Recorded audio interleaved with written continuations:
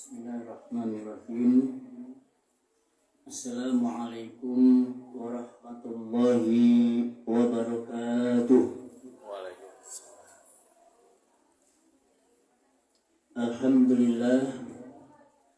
Alhamdulillahilladzi la ilma lana illa ma 'allamtana wa 'allimna ma yanfa'una wa zidna ilma. Rabbi shrah li sadri wa yassir li amri wahlul 'uqdatam min lisani yafqahu qawli. Allahumma shalli wa sallim wa barik ala nabiyyina wa sayyidina Muhammadin sallallahu alaihi wa alihi wasallam wa ala alihi wa ashabihi wa man tabi'ahum bi ihsanin ila yaumiddin. Amma ba'd. Yang kami hormati tuan rumah Ibu Firman sekeluarga,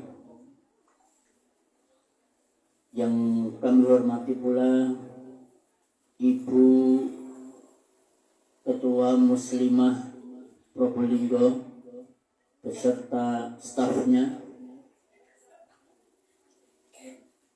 yang kami hormati dan berbahagia ibu-ibu jamaah member Muslimah Probolinggo. Segala puji bagi Allah Tabaraka wa Ta'ala pada kesempatan yang sangat langka dan semoga penuh keberkahan ini, Allah Subhanahu wa Ta'ala pertemukan kita di sini. Semoga menjadi sebuah pertemuan yang berlandaskan satu iman, karena kita sesama muslim dan muslimah. Semoga pertemuan kita kali ini bukan hanya sekedar kopdar, tetapi yang lebih dari itu. Harapan bersama keluar dari majelis ini menjadi semakin lebih baik. Rumah tangganya yang semula diwarnai dengan cakar-cakaran, pulang dari sini harus harmonis. Kok begitu, Ustaz? Karena pertemuan kali ini lebih spesial sepertinya, bersamaan dengan putri beliau sudah mendapatkan seorang pangeran, seorang nahkoda, seorang qawam yang akan menjalankan bahtera rumah tangganya sampai pada titik akhir pelabuhan surga. Ibu-ibu sekalian yang semoga dirahmati dan diberkahi Allah Subhanahu wa Ta'ala,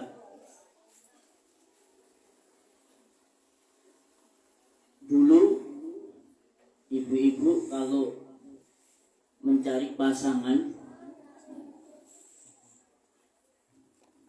yang sebelum hijrah mungkin pakai pacaran dulu ya, ketemuan gitu ya, kenalan dulu, ketemuan di rumahnya, kemudian janjian ya, jalan-jalan gitu ya, saling ya bergandengan tangan, berpelukan gitu ya, dulu itu. Berarti secara garis besar ibu-ibu sudah paham bakal calon suami saya ini orangnya kayak apa, karena udah didahului dengan dengan pacaran. Ya. Mulai dari kesukaan makannya, kesukaan warnanya, kesukaan hobinya, bahkan sampai emosional pun juga kita paham. Nah, kemudian semakin kesini, semakin paham. Ya. Ketika ibu-ibu bermaksud untuk ta'aruf bersama dengan calon pasangan, mulai dari tukar biodata, nama Fulan bin Fulan, tempat tanggal lahir, kemudian alamat, sekolah tamatnya ini, kemudian hobi, apalagi pekerjaan, ya. Sampai kemudian warna kesukaan, ya. Binatang kesukaan, ya. Itu semua dibaca oleh ibu-ibu dan dipelajari. Tukar biodata. Sampai kemudian setelah tukar biodata, yakin mantap tukar foto. Ibu-ibu kirim foto, ya. Ikhwannya juga kirim foto. Atau kalau nggak mau kirim foto, si ikhwannya ini datanglah ke rumah. Istilahnya nador. Ibu-ibu dilihat tuh mulai dari kepala, hidung, kuping, ya. Jangan-jangan nggak punya kuping nanti, ya. Sampai ujung kaki, ya. Dilihat semua. Sama ikhwannya juga sama ibu-ibu sebelum menikah. Udah pulang nih ikhwan, pulang ikhwannya. Setelah pulang ikhwannya, kemudian sampai di rumah dipelajari, dimusyawarahkan sama keluarga. Ya apa ini? Calon menantu, ikhwan, ibu cocok, bapak cocok, ya pondok kamu cocok. Nah, sampai kemudian ibu-ibu pun kemudian melaksanakan sholat istikharah. Berdoa kepada Allah supaya diberikan kemantapan. Ini calon pasanganku sekali untuk seumur hidup. Alhamdulillah, ibu-ibu diberikan kemantapan. Ya sudah, bismillah, anak cocok sama ini ikhwan. Dan insya Allah seminggu lagi, 2 minggu lagi, sebulan lagi langsungkan akad. Ya. Berarti ketika ibu sudah mantap, ibu sudah cocok, sudah mempelajari, berarti ibu sudah siap, ya, bahwa lelaki yang saat ini menjadi suaminya ibu-ibu, ibu-ibu siap untuk menerima segala kelebihannya, maka siap pula untuk menutupi kekurangannya dan menyempurnakan kekurangannya. Berarti di situ kemudian ibu-ibu harus sudah siap untuk menjadikan suami itu sebagai imam, sebagai qawam, sebagai nahkoda, sebagai pemimpin dalam rumah tangga. Kan udah dipelajari sebelumnya, udah cocok kan, udah mantap. Berarti ibu-ibu sudah menyatakan siap untuk menjadikan lelaki yang sekarang ini jadi suaminya untuk menjadi imam dan qawam dalam rumah tangga. Coba perhatikan Surat An-Nisa ayat 34.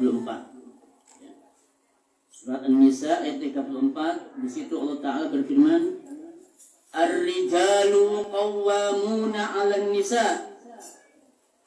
Kaum lelaki itu adalah pemimpin, nahkoda bagi kaum wanita.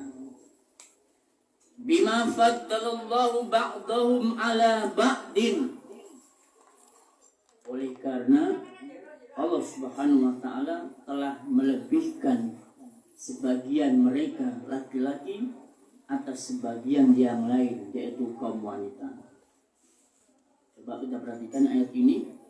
Jadi Allah mengangkat laki-laki sebagai pemimpin bagi kaum wanita disebabkan karena pertama Allah lebihkan laki-laki dibandingkan dengan wanita. Lebih dalam hal apa, Ustaz? Ya, laki-laki punya kelebihan akal,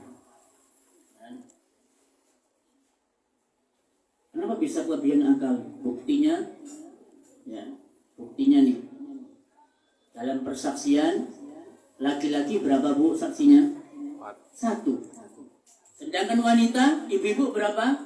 2. Ini menunjukkan bahwasanya laki-laki secara akal melebihi daripada kaum wanita. 2. Laki-laki punya kelebihan dalam bidang agama. Apa kelebihan laki-laki dalam bidang agama? Nabi SAW mengatakan, bersabda, laki-laki itu tidak pernah mengenal yang namanya haid sama nifas. Bapak ada yang pernah mengalami haid? Enggak ada. Ya, Bapak nifas juga enggak. Gitu kan? Maka ini kelebihan yang nomor 2. Bapak-bapak dalam masalah agama, masalah ibadah mereka lebih. Karena bapak-bapak enggak pernah ada liburnya. Ya. Sunat, ya, apa libur? Bapak ibadah. Ya, di waktu sunat SD, ya, kan tetap masih sholat. Ya. Nah, ini kelebihan yang nomor 2. Ya. Kemudian yang kedua, wabima anfaqu min amwalihim, dan juga dikarenakan lelaki telah menafkahkan sebagian dari harta mereka. Berarti para suami punya tanggung jawab, kewajiban memberikan nafkah kepada keluarga. Maka ini 2 kelebihan ini ibu-ibu sekalian, maka Allah Subhanahu wa taala mengangkat menjadikan kaum lelaki melebihi kaum wanita dalam masalah fisiknya, ya, kemudian dalam masalah akalnya, dalam masalah agamanya, dan juga dikarenakan suami itu memiliki kewajiban. Maka dari itu, ibu-ibu sekalian, karena ibu-ibu sudah mantap, ya, menjadikan lelaki yang saat ini sebagai suaminya, maka di dalam Islam, ya, di dalam Islam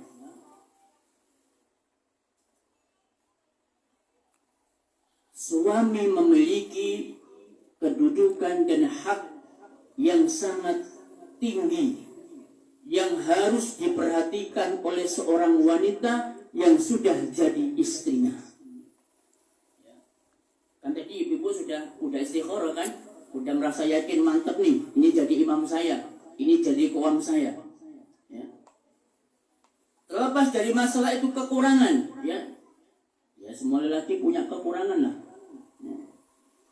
Kalau ibu-ibu, ya, inginnya punya suami yang ganteng, kan? Ya dulu gimana? Ya, waktu ta'aruf sama nazar, ya, apa dulu kelihatan ganteng sekarang enggak? Ya. Apa sebaliknya? Ya. Dulu enggak ganteng sekarang ganteng, apa begitu? Ya. Kan dulu udah dilihat. Ya. Yang kedua, ya, mungkin sekarang suaminya enggak ngerjekeni, ya. Mas yo di bojo elek, sing penting ngerjekeni. Atau mungkin suami ibu wes ndak ganteng, ndak ngerjekeni, gitu kan? Tapi dia perkasa, ya, ya kan? Ada seperti itu kan? Nah, ini semuanya tidak lepas dari suami sebagai seorang manusia biasa. Ya, ada yang punya suami ganteng, cuma nggak ngerjekeni, yo no ngono iku, ya. Ada suami yang nggak ganteng, ya, nggak ngerjekeni, tapi yo perkasa, gitu kan? Tapi si nemen ibu, ya, si nemen iki wes nggak ganteng, nggak ngerjekeni, letoy. Waduh, ya. Oh ini cukup menyiksa, ya, seperti ini, ya. Mau dibuang itu kok katanya habis mani sepah dibuang, gitu kan? Cek digandoli mana itu kok yo cek nemene, ya. Tetapi terlepas dari itu semuanya kekurangannya, Maka perhatikanlah, ya, perhatikanlah bagaimana interaksi ibu-ibu dengan suaminya. Mari kita lihat sebuah peringatan, semacam nasihat kepada kaum wanita. Pada suatu ketika Rasul Shallallahu Alaihi Wasallam sholat Id ditemani oleh Bilal bin Rabah radhiyallahu anhu. Selesai sholat Id, ya, Nabi Shallallahu Alaihi Wasallam menghampiri jamaah wanita. Karena memang jamaah wanita itu letaknya di belakang safnya laki-laki. Kemudian Bilal sambil membawa sorban yang dibentangkan, sorban. Kemudian Nabi menjumpai jamaah wanita sembari mengatakan, ya ma'syarun nisa, wahai kaum wanita, ya, wahai ibu-ibu, wahai ummahat, kata Rasul begitu, ya. Tasaddaqna wa aktsirna istighfar. Bersedekahlah kalian dan perbanyaklah kalian istighfar. Apa Bu? Nabi pesan sama ibu-ibu disuruh perbanyak sedekah dan perbanyak istighfar. Ya. Kenapa Ustaz? Kok wanita disuruh bersedekah dan kemudian memperbanyak istighfar?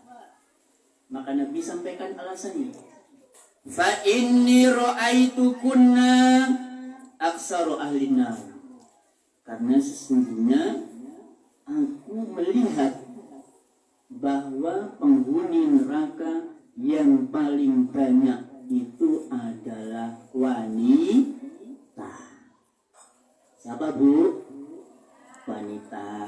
Ini Nabi loh ya, yang bilang loh, bukan saya. Saya cuma bacakan tok. Ya. Fa inni ra'aitukunna aksaru ahli nar. Sesungguhnya aku melihat kalian adalah termasuk penduduk neraka yang paling banyak. Emang laki-laki nggak ada Ustaz? Ya ada. Cuma mayoritas penghuni neraka itu sing paling akeh wong wedok. Ini kayaknya penasaran ini. Apa sebabnya? Ya. Mengapa wanita itu menjadi penghuni neraka yang paling banyak? Maka berdirilah seorang wanita yang memiliki kecerdasan. Yang mengatakan, wa malana ya Rasulullah. Ya. Apa yang terjadi dengan kami ya Rasulullah? Ya. Ayakfurna billah. Apakah mereka itu, kaum wanita mereka itu kufur kepada Allah Subhanahu wa ta'ala? Katanya wanita ini. Rasul Shallallahu Alaihi Wasallam menjawab, la, tidak. Bukan karena kalian kufur kepada Allah, enggak. Bukan karena kalian enggak sholat, enggak, bukan. Bukan karena kalian enggak pernah puasa, bukan. Ya. Tapi Nabi Shallallahu Alaihi Wasallam menjawab, satu, tuksir nalian.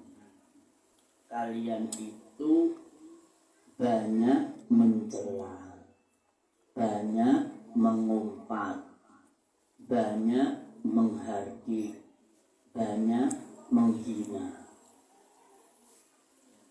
Loh, Nabi kok tahu Ustaz? Nek wanita itu banyak mencela, wanita itu banyak mengumpat, wanita itu banyak menghina. Boleh dilakukan testing. Ya. Ibu-ibu kalau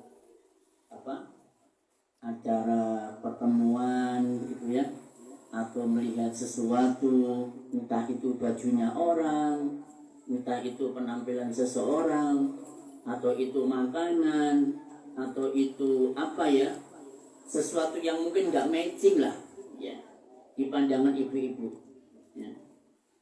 Kemudian di sana pun juga ada bapak-bapak.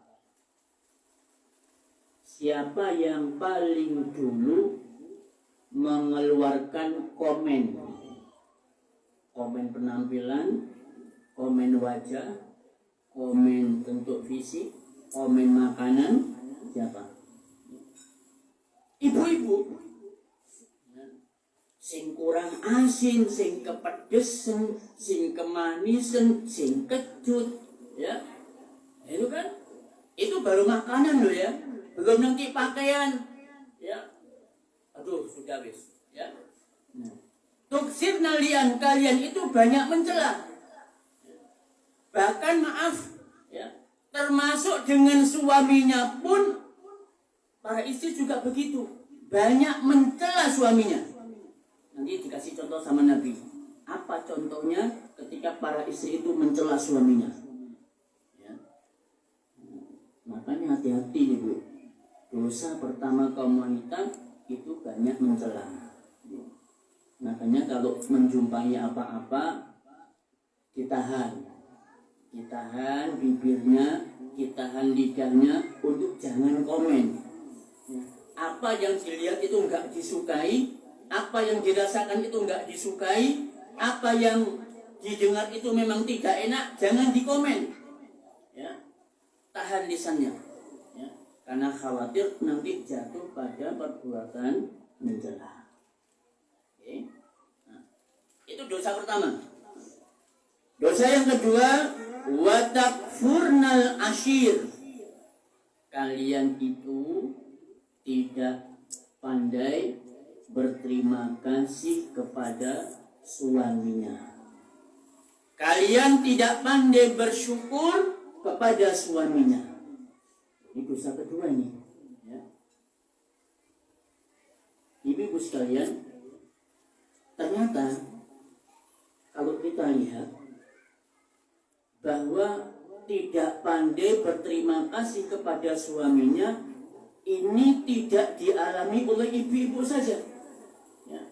Ternyata para istri Rasul Shallallahu Alaihi Wasallam juga sampai pada titik ini, sampai pada titik di mana mereka tidak berterima kasih kepada suaminya Rasulullah Shallallahu Alaihi Wasallam.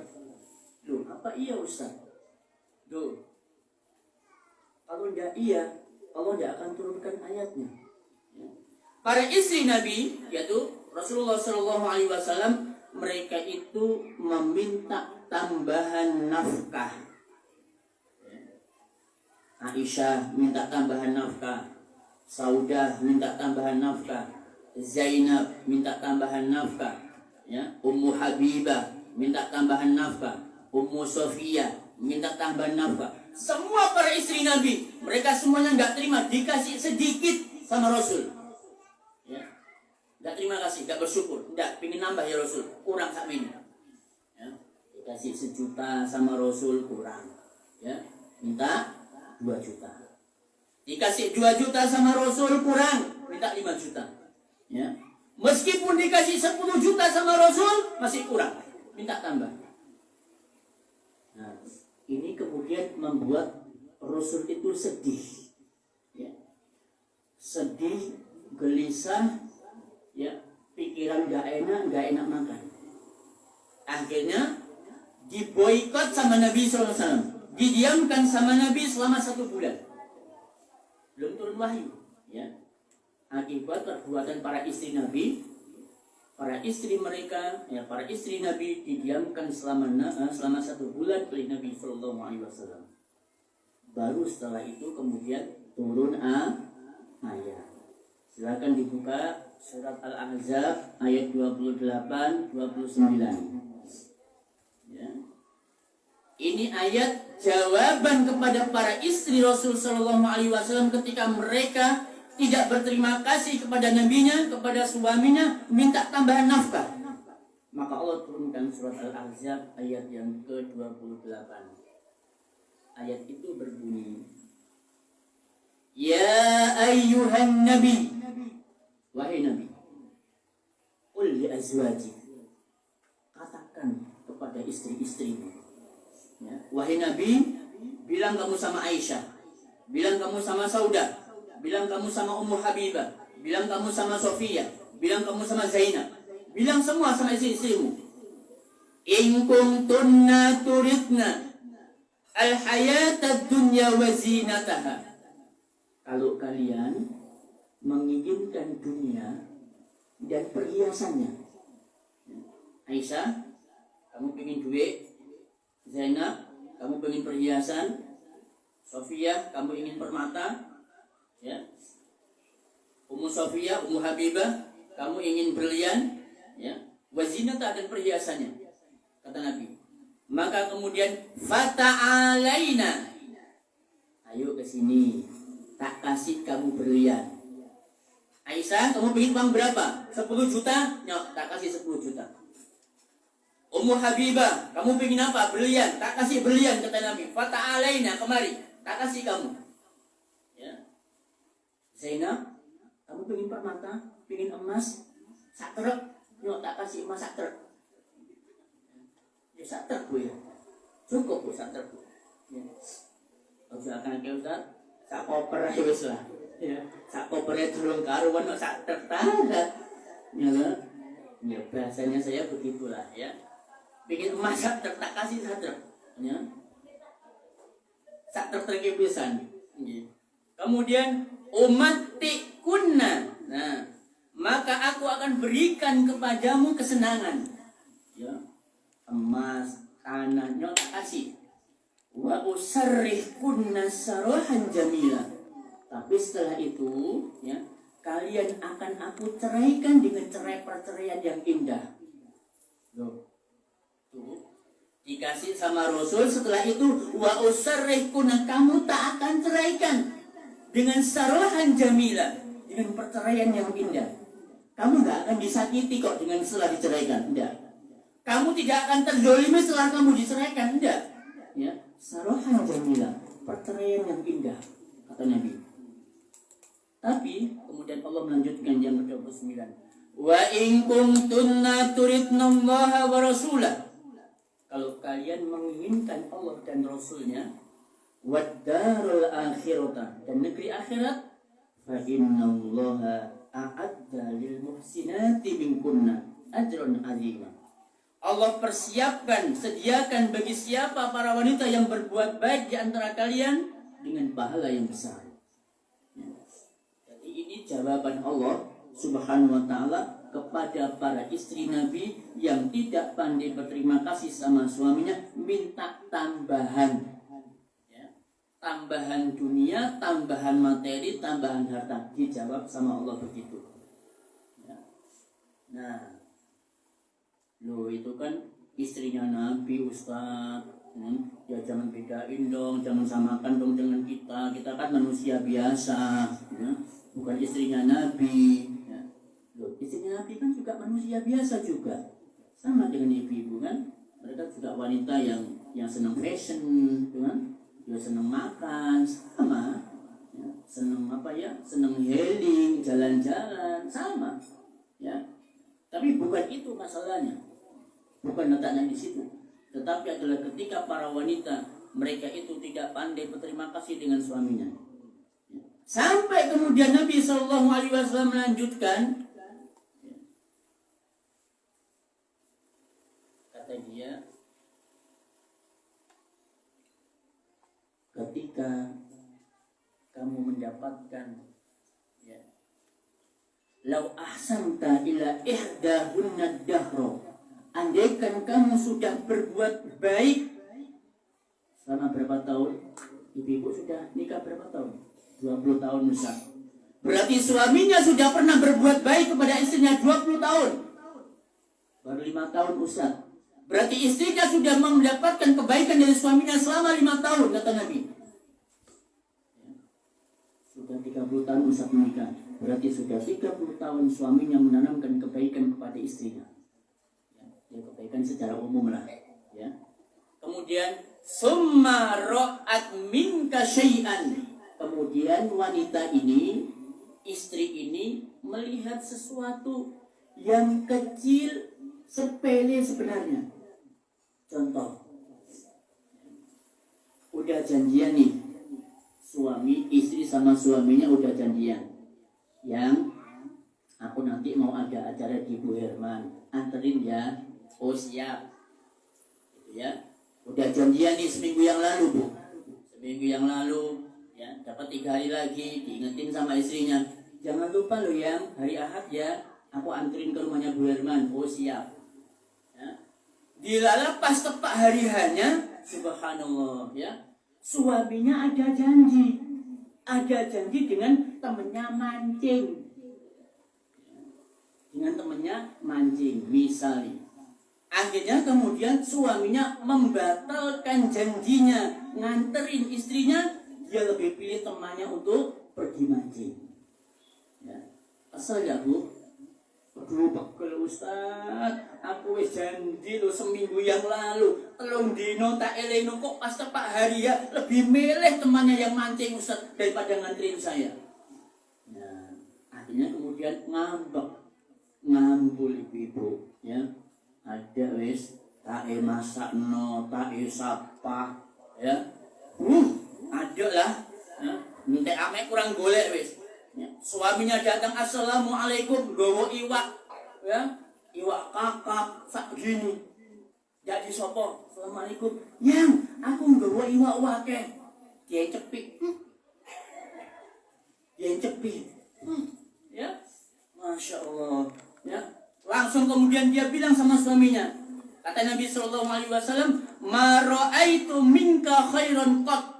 Nah, istrinya kemudian nyeletuk, mas, aku sama sekali belum pernah melihat kebaikan darimu. Ya. Ini Kanjeng Nabi loh Bu yang bilang seperti ini. Ya. Ma ra'aitu minka khairan qat. Aku belum pernah melihat satu kebaikan pun yang kau berikan kepadaku. Ya. Nah ini pesannya Nabi Sallallahu Alaihi Wasallam kepada para wanita. Ya. Karena wanita itu merupakan penghuni neraka yang paling banyak, maka sebabnya dua tadi, banyak mencela dan kemudian tidak pandai berterima kasih dengan suaminya. Ibu sekalian yang semoga dimuliakan dan dirahmati oleh Allah Subhanahu Wa Taala. Kalau ibu tahu, ya maaf ya, karena ini jamaahnya kan banyak ibu-ibunya ya. Karena memang ini acaranya muslimah, jadi yang saya bahas yang muslimah, bukan bapak-bapak. Bu, kalau ibu tahu, ya, suami itu untuk memberi nafkah kepada keluarga, ya. Apakah ibu-ibu pernah atau mungkin merasakan atau mungkin tahu ketika suaminya berangkat jam 7, bismillahi tawakkaltu ala Allah, la haula wa la quwata illa billah. Apakah ibu-ibu tahu apa yang akan dihadapi oleh suaminya di jalan nanti? Gak ada yang tahu. Entah suaminya tabrakan lah, ya. Entah suaminya nanti di jalan ketemu sama begal, entah nanti di jalan suaminya ketemu dengan penipu, entah nanti suaminya sampai di kerjaan, di pabrik, di kantor, diomeli sama majikan, sama atasan, sama pimpinan. Ya. Ibu tidak pernah tahu. Ya. Apakah ibu pernah tahu apa yang dirasakan, ya, yang dialami oleh suaminya ketika dia keluar dari rumahnya, kemudian dia datang pada sore hari? Ibu tidak pernah dia tahu. Ya. Sampai ada itu apa namanya? Postingan ya di medsos, ada seorang lelaki waktu itu yang saya lihat, dia rupanya Gojek, ya, profesinya Gojek, ya. Dia bawa entah beli, ya. Dia makan itu dempis Bu, ya. Makan dempis, masya Allah ya. Di bawah lagi duduknya, bukan di warung makan. Terus tiba-tiba ada sebuah mobil lewat. Ternyata di dalam mobil itu ada istrinya. Istrinya kaget ketika melihat suaminya, ya, dalam keadaan dia makan bukan di warung. Ya. Dia makan, wallahu a'lam, mungkin dia beli bontot, bungkus begitu ya. Makan di pinggir jalan, duduk dempis. Ya. Langsung kemudian istrinya seperti terharu begitu ya, terharu, terenyuh melihat posisi suaminya seperti itu, masya Allah. Ya, itu yang great. Ya. Ada suaminya yang profesinya sebagai tukang sayur. Pernahkah ibu merasakan melihat bagaimana sih suaminya ketika keluar dia sambil membawa rombong, tiba-tiba banyak bocor di jalan. Ya, nonton bu, ya dari tempatnya tuh ke tempat tembel ban itu lumayan jauh, ditonton sama suaminya. Ibu nggak pernah tahu. Ya. Itulah beratnya tanggung jawab para suami ketika dia itu memberikan nafkah sampai di rumah, ibu hanya terima beres. Ya. Pokok tanggal siji, tanggal selawe bayaran, lacine dibuka, serit, ya. Bi jolali lo, lacine dibei. Ya. Yang itu yang tahu istrinya. Tapi para istri nggak pernah tahu bagaimana suami itu ketika mendapatkan gaji, mendapatkan bayaran itu setiap bulan. Nggak pernah tahu. Ya. Ibu kan cuma tahunya, ya ambil, beli, ambil, beli, ambil, beli, ya. Habis ya tinggal minta aja, ya uangnya habis, kan? Ya tinggal minta aja, kan begitu. Tapi ibu nggak pernah tahu apa yang dialami dan dirasakan oleh para suami ketika mereka itu mencari nafkah. Ya. Nah, maka dari itu ibu sekalian, selagi ibu itu punya suami, ada suami yang mendampingi, jangan pernah sia-siakan dia. Ya. Ibu-ibu ada yang pernah merasakan jadi janda? Ada yang janda? Nah, coba tanya tuh, tukar pikiran, tukar ilmu. Mbak, ya apa rasanya jadi rondo? Nah, tanya, tukar pikiran. Subhanallah, ya kan? Jadi janda itu nggak enak bu, ya. Cari ini loh ya, cari ini loh saya. Ya. Jadi janda itu nggak enak katanya. Loh kok bisa nggak enak? Ya katanya sih ya, katanya yang janda. Kemana-mana kan harusnya kan dia minta sama suami, ya kan? Ada kebutuhan apa minta sama suaminya. Ini si janda nggak bisa lagi minta sama suami. Apa? Akhirnya dia pun tretean kerja cari uang. Ya. Yang ngerangkap suami ya juga ngerangkap ibu, ngerangkap ayah juga ngerangkap ibu. Cari duit, ngasuh anaknya. Ya. Aduh, masya Allah luar biasa. Sampai kaki jadi kepala, kepala jadi kaki, ya. Siang jadi siang, malam jadi siang. Itu janda bu, ya. Janda. Ada yang profesinya nge-grab, gitu kan? Anaknya sampai tidak keurus, ya, karena dia cari uang. Ya. Sekolahnya anaknya sampai keteteran karena nggak diasuh sama ibunya cari uang. Ya. Itu nggak enaknya janda yang pertama. Ya beda lagi loh ya kalau jandanya itu suaminya meninggalkan warisan yang banyak. Ya Allah a'lam ya. Ya meninggalkan tanah sawah begitu, tinggal nyetok begitu ya, meninggalkan pesangon yang luar biasa ya, itu ya lain persoalan ya. Tapi ini para janda yang kebetulan suaminya pekerjaannya kurang mapan ya, ketika ditinggal suaminya wallah bingung dia ya. Dua katanya ini tiga enaknya menjadi janda. Sekarang musim penghujan ya bunda ya musim penghujan, hujan deras gitu ya, seharian sampai malam ya. Ya betul bu ya. Yang dirasakan ibu apa bu kalau hujan deras bu? Hujan deras gitu ya, sampai seharian gitu. Yang dirasakan ibu apa? Gelap ya. Ya, dingin Ustaz. Oh ya dingin. Selimutan lah ya, selimutan. Tapi ada sesuatu yang kurang di situ, ya. Ada sesuatu yang kurang daripada selimut. Ya. Apa bu? Musuh dalam selimut nggak ada. Ya, ya kan benar ya. Ya itu katanya lo ya. Ya ini. Ya. Jadi janda itu nggak enak. Ya, jadi janda itu tidak enak. Maka syukurilah. Syukurilah selagi ibu-ibu itu masih ada suami di sampingnya, maka jangan pernah sia-siakan dia. Ya. Gimana caranya Ustaz supaya saya ini tidak menyia-nyiakan suami saya? Ya. Perhatikanlah bagaimana haknya suamimu terhadap dirimu. Ya. Perhatikan bagaimana haknya suamimu kepada dirimu. Ya, insya Allah kalau bicara haknya suami, ya, ibu-ibu insya Allah lebih banyak yang hafal lah. Ya. Sudah sering ikut pengajian yang masalah ini, kewajiban dan hak suami dan lain sebagainya.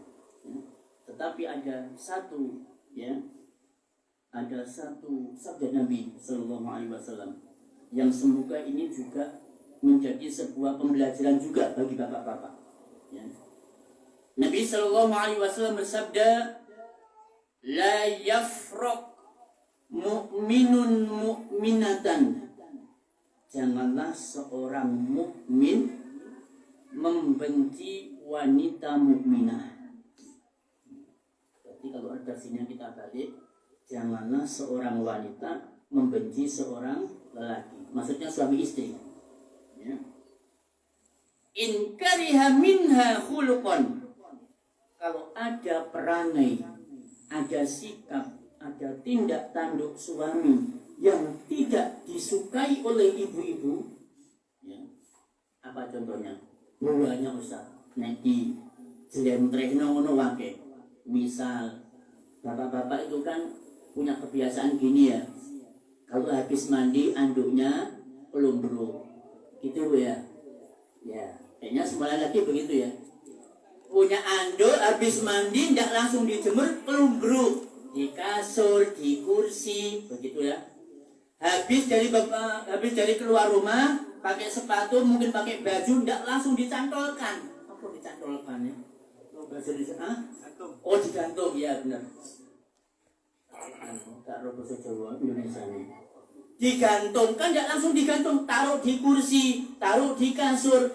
Jengkel tidak Bu? Jengkel ibu kayak begini. Duduk sepisan pindo kan, bolak-balik, anduk dileno, umbruk maneh, klambine klumbruk maneh. Yo wis ana nggone gantungan, wis ana nggone kumbahan. Sampai pegel ibu. Ya, nah ini termasuk salah satu perangai yang enggak disukai sama ibu-ibu.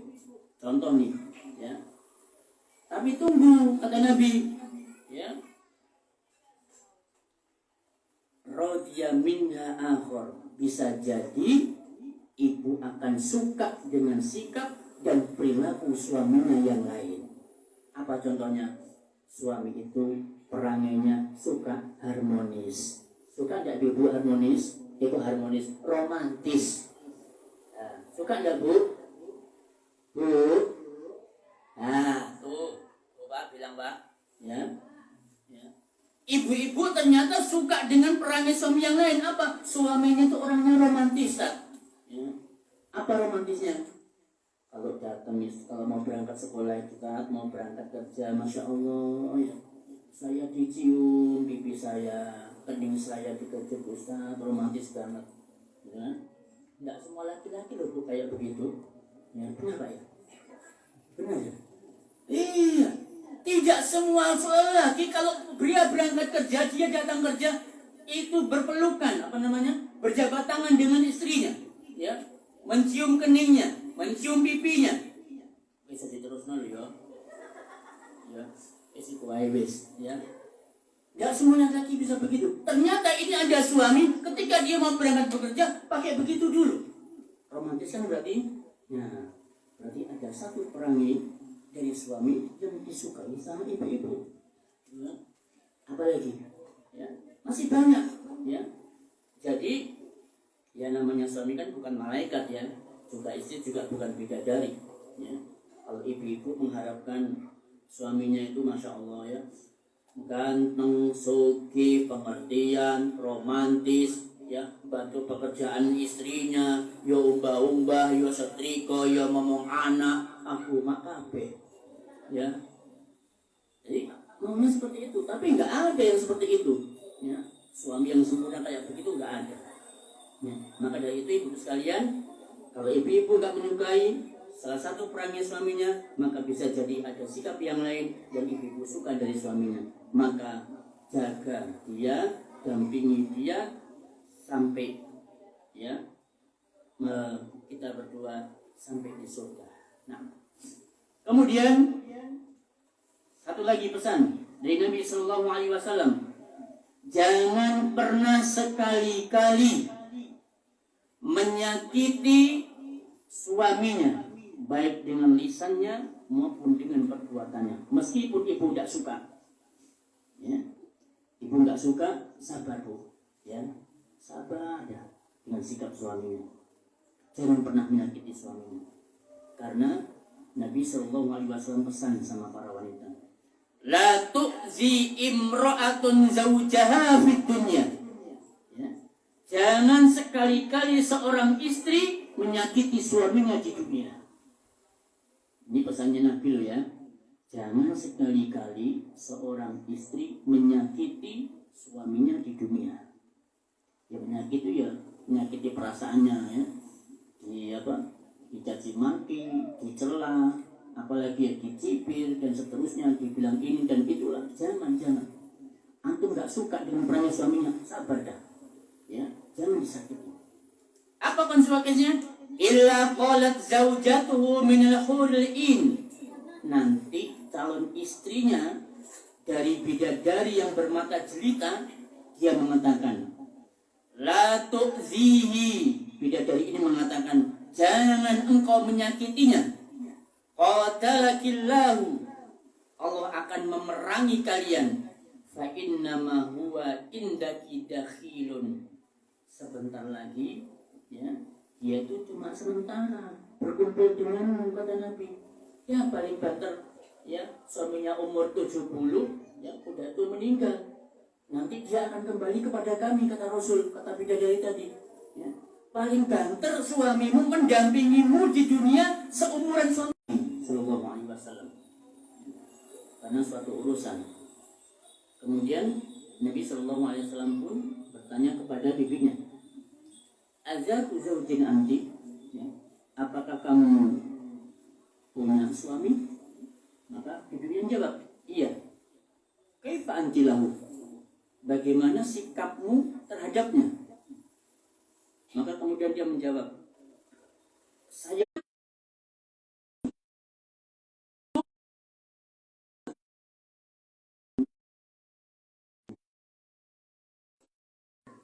yang juga perlu diperhatikan.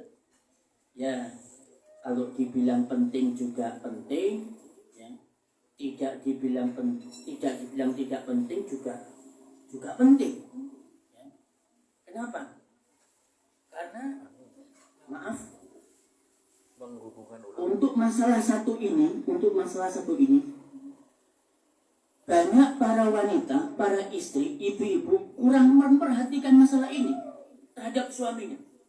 Ya. Masalah apa Ustaz? Coba perhatikan ya.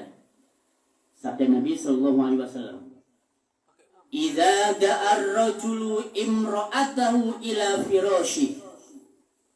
Apabila suami mengajak istrinya ke tempat tidur, ya. Boleh dibilang ini penting, ya. Boleh dibilang juga tidak penting. Tapi ternyata subhanallah, ya, salah satu faktor ya, tidak segalanya. Salah satu faktor yang membuat rumah tangga itu berantakan kapalnya, sampai tenggelam kapalnya karena perceraian, salah satu di antara sebabnya adalah karena tidak adanya, ya, pelayanan istri terhadap suami dalam urusan ranjang. Saat mau dibahas itulah, mau yang lain aja loh, ya. Maaf ibu, saya sampaikan ya, dalam hasil penelitian riset, 95%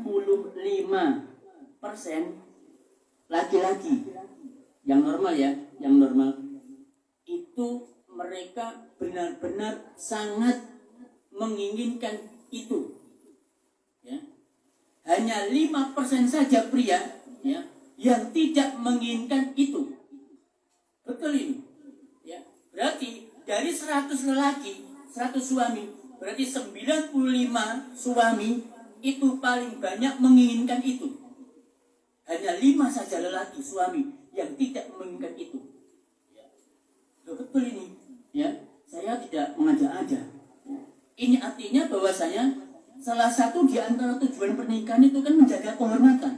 Kan begitu. Ya. Nah kalau sampai menjaga kehormatan ini tidak dipenuhi oleh ibu-ibu, ya terus ibu bapak-bapak larinya kemana?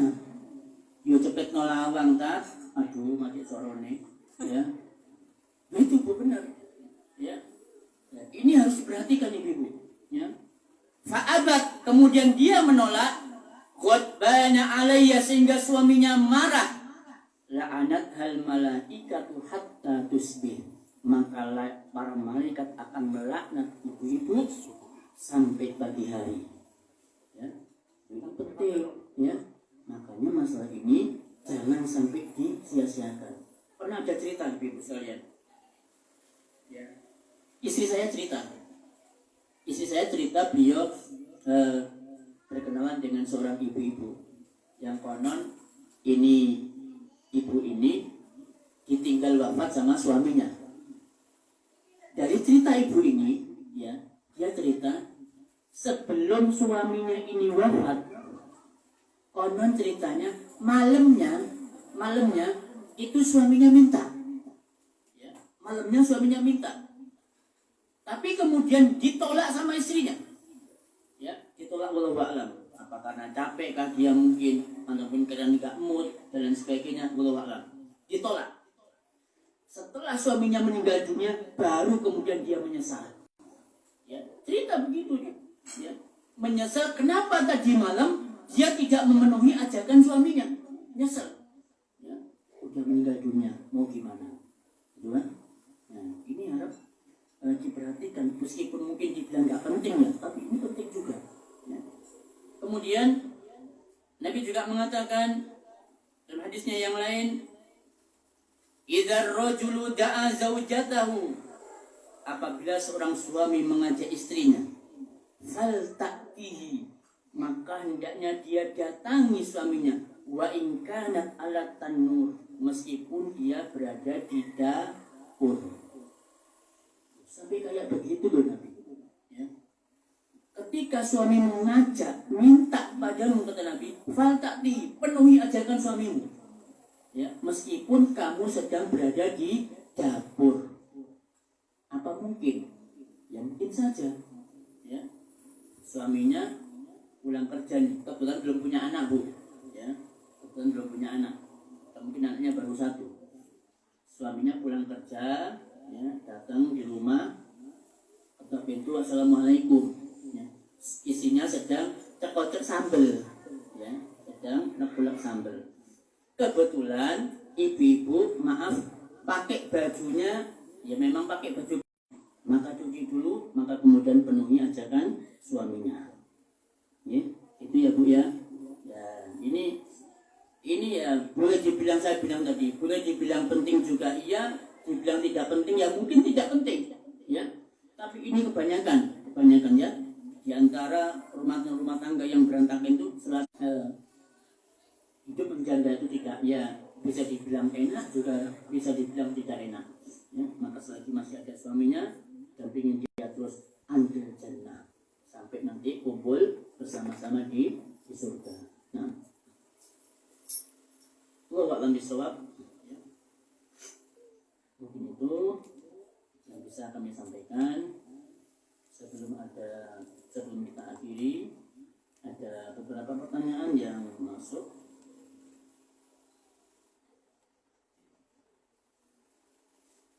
Qadarullah, setelah perceraian Allah memberikan taufik dan hidayahnya untuk mengenal manhaj salaf. Masya Allah. Semoga Allah mudahkan jalannya ibu, ya, segala urusan ibu setelah ibu bekerja di manhaj salaf. Dan ana mengakui kesalahan-kesalahan di zaman jahiliyah terhadap mantan suami selama ikatan pernikahan tersebut. Dan untuk kedepannya ana ingin memperbaiki bila ada jodoh selanjutnya. Semoga Allah memberikan kemudahan. Yang mau anak tanyakan, bagaimana caranya memperbaiki kesalahan-kesalahan di masa lalu terhadap mantan suami atau meminta maaf kepadanya. Sedangkan hubungan kami sekalipun ada anak, mantan suami tidak pernah mendatangi dan menafkahi anaknya. Nah, barakallahu fikum. Ini pertanyaan kami sebelum saya jawab. Ibu ini bermaksud mau kembali ya, kepada mantan suaminya ya, dengan cara meminta maaf, dengan harapan nanti bisa rujuk lagi, kembali lagi seperti itu. Ataukah memang ibu ini berniat untuk mencari pengganti suaminya dikarenakan suaminya ini tidak pernah mendatangi dan menafkahi anaknya. Ya. Maka salah satu di antara dua. Jika ibu ini yang bertanya ini ya, bermaksud untuk rujuk kepada suaminya, meskipun dia tidak pernah mendatangi dan menafkahi anaknya, barangkali ya, dengan melalui pendekatan ibu yang masya Allah gitu ya, yang luar biasa, yang menyentuh suaminya, mungkin sambil ngajak anaknya gitu ya, dia ceritakan tentang masalah sekolahnya, entah prestasinya dan sebagainya. Mungkin dengan sentuhan kata-kata, kalimat-kalimat yang lembut yang ibu sampaikan membuat suaminya kemudian tersadar, bisa jadi ya. Kemudian dia mau rujuk kembali kepada ibu ya. Kalau ini ibu mau rujuk lagi loh ya, mau kembali kepada suaminya. Kemudian perbaiki setelah itu kesalahan-kesalahan apa yang dulu pernah dilakukan sama suaminya, itu segera diperbaiki ya.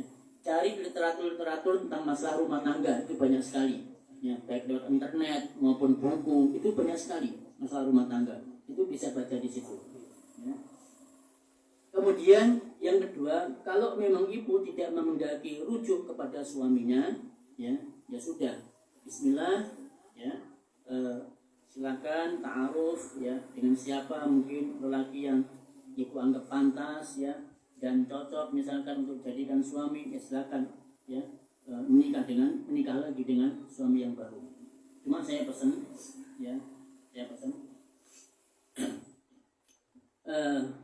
untuk mencari suami baru ini ya, harus benar-benar ibu-ibu itu selektif. Tidak cukup hanya dengan penampilan jenggotan, kemudian pakai gamis, ya, pakai baju koko, kemudian kopiahan, kemudian kemana-mana ke masjid. Ya.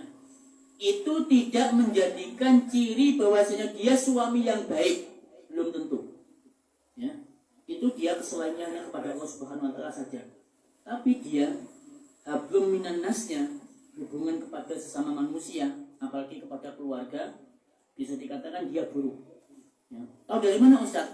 Ya silakan cari informasi di teman-temannya ya, apa bulan ini cari informasi teman-temannya ya, medsosnya dan sebagainya, gali informasi sedalam-dalamnya.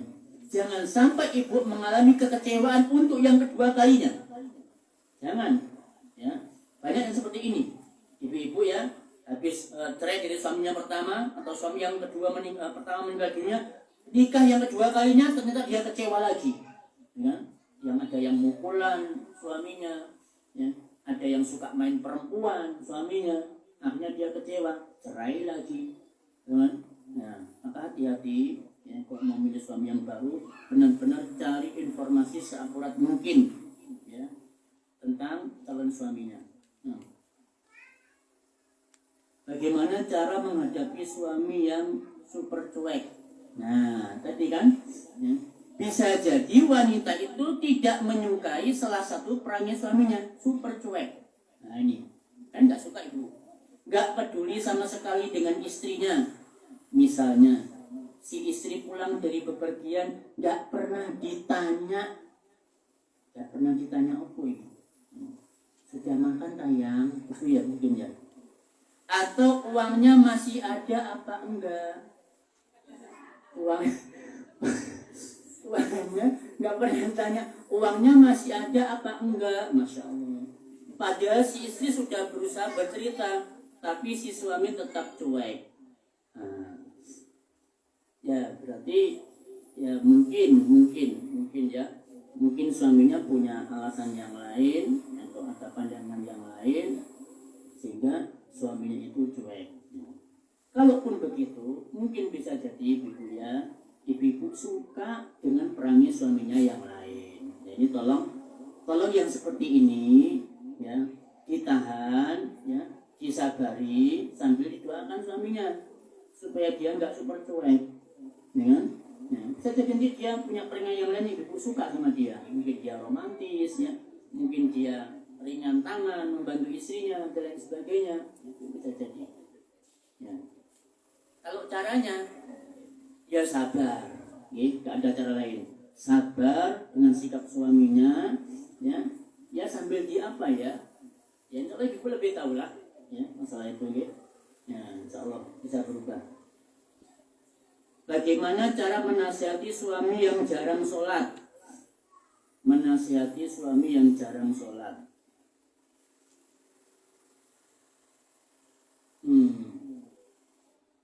Kalau ibu-ibu takut menasihati suaminya, ya, takut menasihati suaminya dengan cara lisan, mungkin takut suaminya marah, maka bisa dengan cara diputarkan YouTube atau kajian tentang masalah sholat dan bahayanya meninggalkan sholat.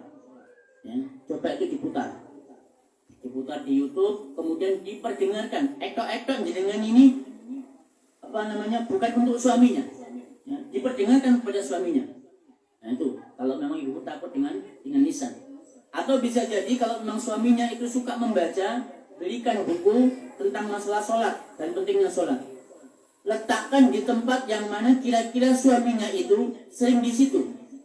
Mungkin duduk di ruang tamu dia sering di situ, kasih bukunya di situ. Ya. Kalau memang suaminya tuh mau membaca dan ibu-ibu tidak berani nasihatnya dengan cara lisan. Nah, kalau memang ibu berani dengan cara lisan, ya itu lebih baik. Ya. Cuma begini ya, tolong ketika menasihati suami, tolong diperhatikan waktu dan tempatnya. Waktu dan tempatnya. Berapa banyak para istri, yang tidak memperhatikan masalah ini, akhirnya kemudian rumah tangganya cerai. Betul ini. Ya. Saya kasihkan cerita. Ada salah seorang ummahat, wallahu a'lam di mana letaknya. Ya. Ummahat ini dia lebih dulu hijrah ke sunnah, suaminya belum. Ya. Nah, setiap kali dia pulang dari kajian, mesti dia itu sampaikan ilmu itu ke suaminya. Contoh misalnya si ummahat ini dapat pencerahan dari sang ustaz sebuah ayat At-Tahrim ayat 6. Ya ayyuhalladzina amanu qu anfusakum wa ahlikum naro. Wahai orang-orang yang beriman, jagalah diri kalian dan keluarga kalian dari api neraka. Dapat ilmu, pulang disampaikan ke suaminya. Ya. Pak, aku tadi pulang dari pengajian, Ustaz itu menyampaikan ayat surat At-Tahrim ayat 6, ya, dibacakan sama dia. Nah ini tanggung jawabnya sampeyan sebagai suami, sebagai ayah, harusnya menjaga kami, aku istrimu ya, dan anak-anak dari api neraka. Dia suaminya tuh, ya. Kemudian hari berikutnya dapat ilmu baru lagi, disampaikan lagi ke istrinya. Ya, istrinya menyampaikan ke suaminya. Dapat ilmu lagi, disampaikan ke suaminya. Ya, Allahu a'lam ya. Bagaimana mungkin cara penyampaiannya istri, saya nggak tahu. Sampai akhirnya, ya, karena suaminya ini bosan, ya, diceramai terus, dinasihati terus dengan istrinya, akhirnya tak omes, ya. Apa tak omes ya? Bosan. Ya. Telaten kan bahasa Jawa. Apa tidak telaten? Bahasa Indonesianya apa? Tidak sabar. Ya. Tidak tahan. Nggak tahan lagi dengan sikap istrinya, kemudian istrinya pun diceraikan. Ya, gara-gara apa? Gara-gara dia seringkali menerima nasihat dari istrinya. Ya. Mungkin waktunya nggak pas atau tempatnya yang kurang cocok, ya, sehingga kemudian suami menolak kebenaran. Itu kan bisa jadi seperti itu. Maka tolong diperhatikan. Cobalah tiru Ummu Tolha. Ya, ada yang pernah dengar ceritanya Ummu Tolha? Ummu Tolha ini dia setelah berpisah dengan suaminya yang pertama, dia menikah dengan Abu Tolha. Ya, menikah dengan Abu Tolha. Wallahu a'lam, karena berdagang atau jihad, tidak ngerti. Ya. Kemudian setelah selesai anaknya dirawat, dimakamkan, Ummu Tolha pesen sama tetangga. Nanti kalau Abu Tolha datang, ojo cerita yo, nek anaknya mati. Jangan cerita sama suamiku Abu Tolha kalau anaknya meninggal dunia. Diwanti-wanti. Oh siap, kami gak akan cerita. Datanglah Abu Tolha, Bu.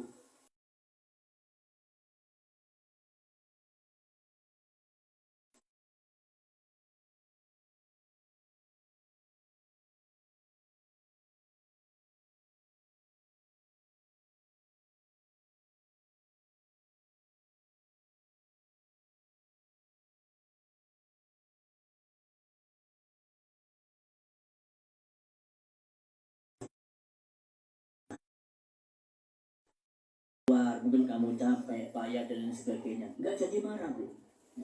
Coba bandingkan, ya, ketika posisinya Abu Tolha pulang keringat dan ya, kemudian penuh dengan debu badannya, capek, penat dan lain sebagainya, kemudian tiba-tiba Ummu Tolha nyerocos. Ya.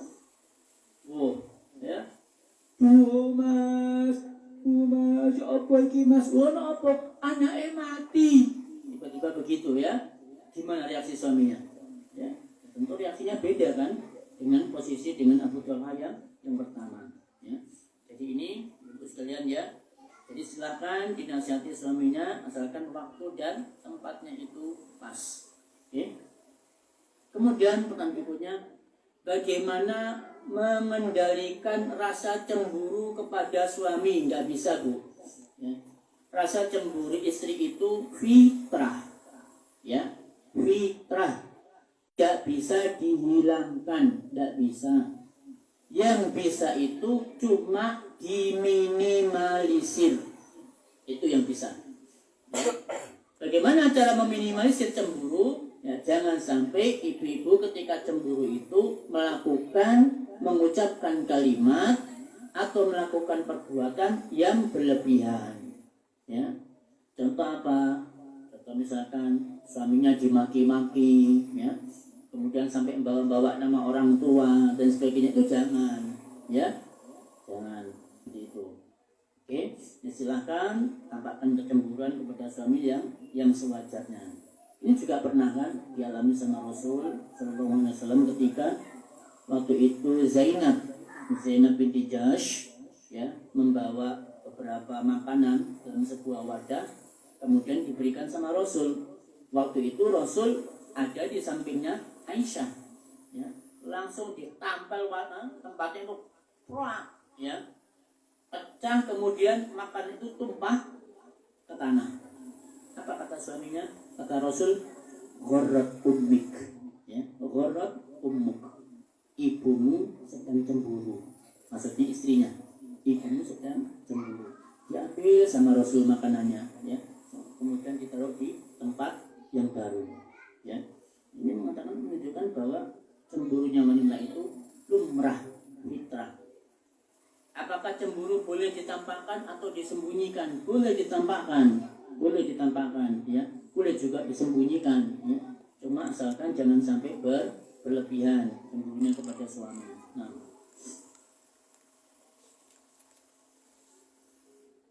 bagaimana kalau kita bermimpi berhubungan suami istri, tapi pasangan kita sudah meninggal? Apa itu betul-betul pasangan kita atau jelmaan jin? Soalnya kadang dalam mimpi kita masih ragu. Jadi akhirnya tidak jadi. kan rugi Pak Ustaz. Masya Allah, ya. Akhirnya tidak jadi, kan rugi. Kalau memang dia betul-betul pasangan kita, para polovi. Ini Ibu ya.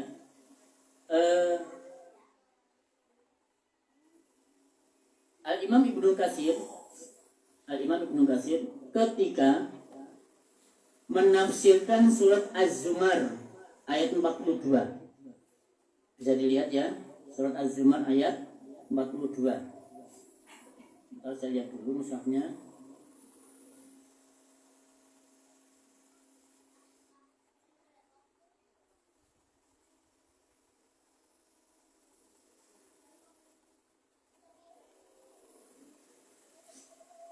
Az-Zumar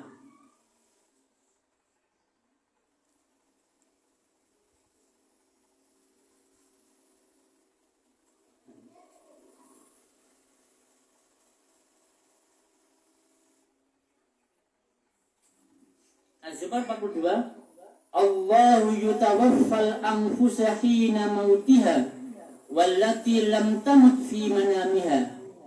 Allah memegang jiwa, memegang ruh orang ketika matinya dan memegang jiwa orang yang belum mati di waktu tidurnya. Fayumsikul lati qada 'alaiha al-maut wa yursilul ukhra ila ajalin musamma. Maka dia tahanlah jiwa orang yang telah dia tetapkan kematiannya dan dia melepaskan jiwa yang lain sampai waktu yang telah ditetapkan. Nah, Imam Ibnu Katsir ketika menafsirkan ayat ini, beliau mengatakan bahwa seorang sahabat yang bernama Sabit bin Qais radhiyallahu anhu itu sudah meninggal, Bu. Sudah meninggal. Nah, ketika dia meninggal dunia, dia itu meninggalkan baju besi. Ya. Di mana baju besinya itu dicuri sama orang. Baju besinya dicuri sama orang, kemudian diletakkan di depan rumahnya, kemudian diletakkan di bawahnya pelana kuda. Ya. Kemudian sahabatnya Sabit bin Qais, temannya ini, ketika dia di dalam tidur, dia bermimpi bertemu dengan Sabit bin Qais. Ya, bertemu dengan rohnya Sabit bin Qais. Kemudian Sabit bin Qais menceritakan, ya, wahai sahabatku, wahai temanku, coba kamu pergi ke rumahnya Fulan. Ya, rumahnya ini, alamatnya di sini, catnya ini, nomornya sekian. Ya, di situ ada baju besi saya yang dicuri sama dia. Letaknya ada di depan pintu, di bawah pelana kuda. Ya, ternyata benar, Bu. Ya. Karena dia tidak merasa yakin mimpi ini dari Allah. Ya.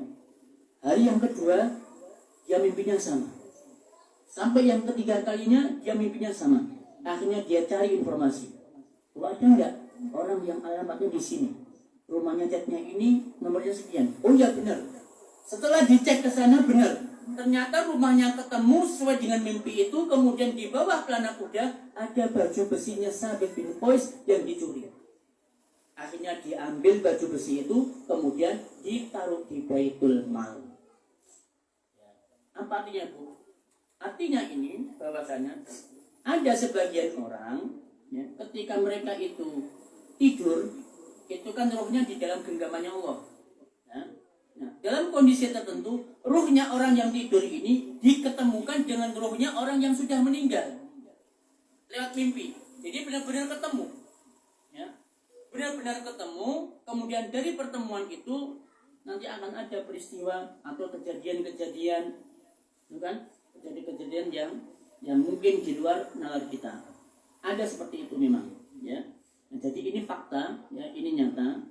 Maka di pertanyaan ini ada dua kemungkinan. Memang itu benar-benar suaminya, sebagaimana ceritanya Sabit bin Qais, ya. Atau bisa jadi juga dia itu jin yang menjelma jadi suaminya. Ya. Tahu dari mana Ustaz kalau itu suami kita bukan jin? Ya, kita tahunya dari setelah panjenengan itu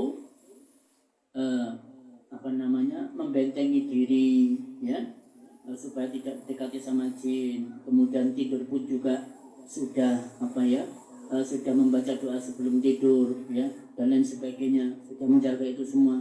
tapi kemudian masih tetap mimpi juga ketemu dengan suaminya, bismillah, yakinlah bahwa itu adalah suaminya, bukan jin. Ya, itu sebagaimana kisah Sabit bin Qais. Nah, wallahu a'lam bishawab. Jika suami melakukan kesalahan yang istri tidak suka, seperti apa cara bicara atau cara menegur suami yang benar menurut Al-Quran dan Sunnah? Ya. Kalau menurut Al-Quran dan Sunnah ini tidak ada, ya.